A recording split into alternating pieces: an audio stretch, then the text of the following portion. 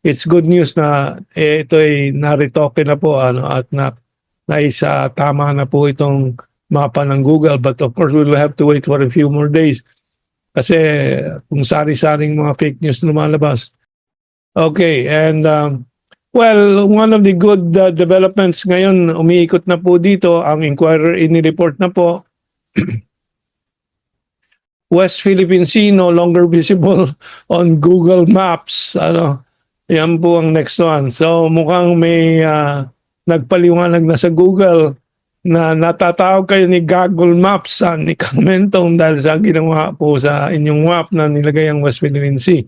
But seriously, we don't know what went behind this correction, but it's good news na ito ay naritoke na po at naisa tama na po itong mapa ng Google, but of course we will have to wait for a few more days kasi kung sari-saring mga fake news lumalabas, we have to always be open to checking the reports.